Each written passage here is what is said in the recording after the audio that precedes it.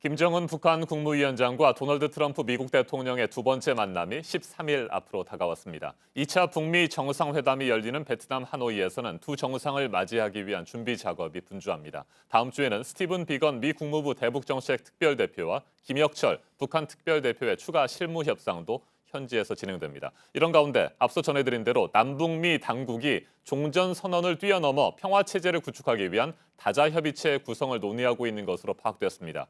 홍현익 세종연구소 수석연구위원과 한 걸음 더 들어가겠습니다. 안녕하십니까? 안녕하십니까? 네, 평화협정 다자협의체, 평화협정위원회 구성이 논의되고 있다. 이런 사실 저희가 보도해 드렸습니다.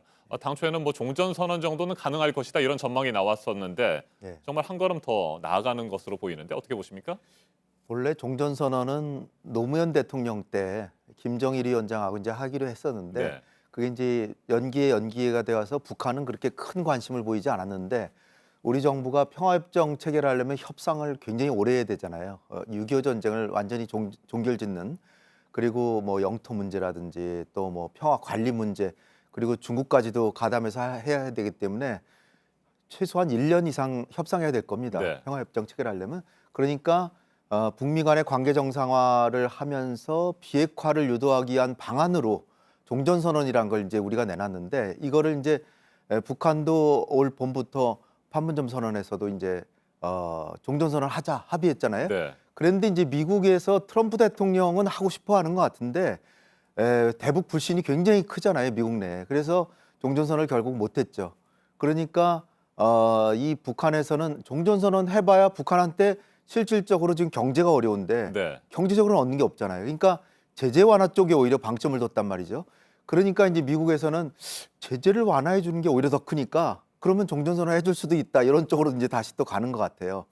근데 종전선언 해주면 주한미군이라든지 한미동맹 또 유엔 사령부 이 문제가 있으니까 근데 이 문제는 문재인 대통령께서 평양에 갔다 오셔서 김정은 위원장한테 답변을 듣고 이건 아무 상관없다. 네. 그래서 그런 문제가 없기 때문에 미국으로서는 이번에 정상회담에서 트럼프 대통령은 김정은 위원장하고 이제 뜻이 맞으면 종전선언을 북미 간에 아하. 서명할 가능성이 저는 있다라고 보고요. 그러니까 문재인 대통령이 가실 가능성은 저는 그렇게 크게는 안 보는데 가실 수도 있겠죠, 물론. 근데 제가 볼 때는 북미 간에 하고 그다음에 사자 협정을 위한 이 평화협정위원회 이런 걸 만들어서 그 협상을 시작한다. 그러면 아주 미국이 작년에 6월 12일 날 한 센토사 선언을 아주 정확하게 이행하는 게 되죠. 그거 말고는 이제 연락대표부, 그다음에 제재 완화, 제재 면제 이런 부분이 있는데, 근데 이제 어제 문희상 국회의장이 이제 미국에서 낸시 펠로시도 만나고 비건도 만났잖아요. 거기서 나온 얘기는 북한은 아무래도 금강산 관광 개성공단 재개를 먼저 바라고 있다. 그러니까 오히려 그것이 되느냐 안 되느냐가 이번 협상에서 스몰딜이냐 빅딜이 되느냐의 여부가 될 것 같아요. 이게 평화협정 체결 문제는 북한이 관심을 갖고 있지만 당장의 경제가 어려우니까 오히려 남북 경협을 풀어주는 문제를 오히려 더 집중하고 있다는 인상을 우리 대표단이 다 받았다며 정동영 대표나 다 가셨잖아요. 이해찬 대표도 가셨고. 예. 그러니까 이번 2차 북미 정상회담에서 종전선언은 어떤 식으로든 이루어질 것으로 보이고요. 네. 그리고 나서 종전선언 이후에 바로 평화협정 체제를 위한 다자협의체도 네. 구성이 될 것으로 보시는 겁니까? 종전선언은 안 할 수도 있죠. 네, 안 할 수도 있습니까? 종전선언은 사실 그냥 선언이니까 상징적인 의미가 크잖아요. 상징적인 의미가 크기 때문에 하면은 북미 간의 정상 간에 그냥 6.25 전쟁은 끝났다라고 이제 그 한 페이지 A4 용지 한 페이지에 서명한다든지 할 가능성이 있고요. 네, 우리 정부도 네. 종전선언이라고 하는 것이 북한 비핵화의 입구다, 네. 초입이다라고 그렇죠. 하지 않았습니까? 네. 그렇다고 한다면 일단 이번 2차 북미 정상회담을 계기로 확실하게 그 입구는 들어서서 본격적으로 비핵화를 위한 길을 달리게 된다. 이런 의미로는 해석할 수 있겠습니까? 본래는 이제 시진핑 주석이 미중 무역 전쟁이 이제 거의 이제 오늘 협상 시작하죠. 네. 그래서 거기서 진전이 있으면 바로 하노이에 문재인 대통령과 함께 사자가 모여서 종전선언을 하려고도 하는 그런 가능성이 굉장히 개진됐었는데 미중 간의 무역 이 협상이 이제 두고 봐야 되겠지만 만약 오늘 내일 굉장한 진전이 있다 그러면 다시 사자 종전선언 얘기가 다시 나올 것으로 아하. 예상되고요. 진전이 없다 그러면 시진핑 주석은 그 무역 협상만으로 이제 3월 달에 만나야 되니까 요거를 위해서 다시 만나기보다는 제가 볼 때는 북미 간에 서명하고 그러지 않을까. 그러니까 네. 우리 정부의 입장이 100% 이렇게 우리 정부는 아무래도 같이 가서 이제 문재인 대통령도 서명하시길 바랄 텐데 그 가능성은 그렇게 커 보이지는 않습니다. 네, 앞서 전해드린 것처럼 평화협정 다자협의체 네. 남북미 3자가 참여하는 것으로 현재 논의되고 있다. 저희가 전해드렸었는데 네. 중국과 미국 간의 무역 갈등 문제가 잘 해결된다고 한다면 사자 종전선언 가능성도 있지만 네. 이 다자협의체에도 중국이 참여할 가능성도 있겠군요. 중국은 참여할 가능성이 매우 네. 크죠.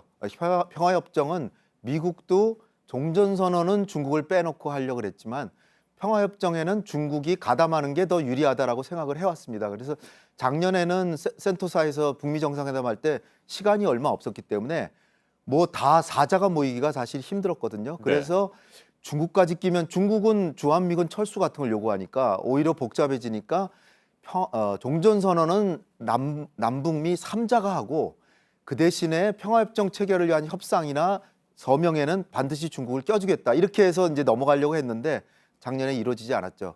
그래서 이번에도 종전선언을 하는 거는 아마 북미 간에 할 가능성이 크고요.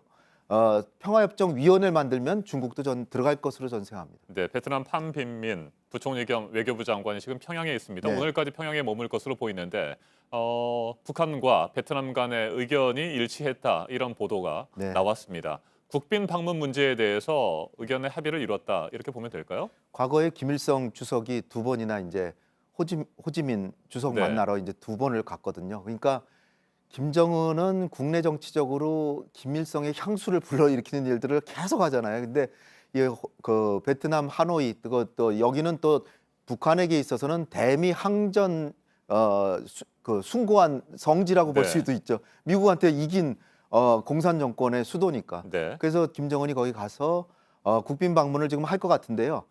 본래 애초에는 27, 8일 날 북미 정상회담 하니까 25, 6일 먼저 가서 그 북한하고 베트남 국빈 정상회담을 하고 그래서 이제 국제사회에 김정은이 중국이 아니고 싱가포르 아닌 제3국에서 찬란하게 국제 무대에 대비해서 그 기세로 트럼프를 만나려고 했는데 그 베트남 공산당 주석이 이웃 나라를 방문할 예정이 있나 봐요. 그건 이제 그 일정이 조정이 되면 애초에 생각했던 대로 25, 26일 날 갈 테고 아니면 북미 정상회담하고 3월 1일 우리 뭐 3.1절 기념식 할 때 그때 아마 베트남 국빈 방문할 가능성이 크다.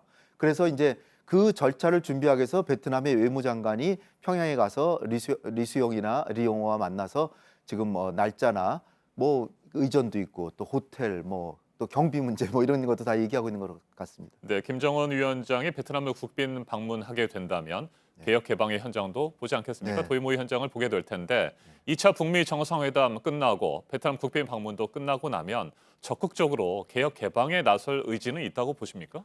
지금 뭐 그런 의지가 다분하죠. 네. 짐 로저스도 또 초청했다는 거 아닙니까? 그러니까 관광이나 뭐 인프라 그리고 폼페이오 장관이 전기나 인프라 깔아줄 민간 투자가 어마어마하게 들어갈 수 있다 막 이런 얘기가 막 나오고 있기 때문에 김정은 위원장의 의지는 분명한 것 같습니다. 그러니까 비핵화를 어느 정도 트럼프 대통령이 미국에서 체면을 살릴 수 있을 정도로 그렇지만 최소한 가능하면 이제 체면만 살려주는 정도로 해주고 그 대신에 제재를 해제는 못하잖아요. 그러니까 완화도 어렵고 남북 경협에 대한 면제를 받고 이번에 이제 제일 관심사는 그게 될 것 같아요. 남북 경협을 과연 면제를 받아서 금강산 관광과 개성공단이 될 것이냐. 거기다가 미국의 투자가 지금 준비되고 있는 것 같아요. 네. 하길도 갔다 왔다는 그 세계적인 농작물, 그 농산물 그 다국적 회사죠. 거기도 평양을 갔다 왔다는 얘기도 있고요. 그다음에 짐 로저스는 세계적인 투자의 규제잖아요. 이 사람이 간다고 하는 거는 이런 게 김정은 위원장은 외자, 특히 미국의 자본을 들여오면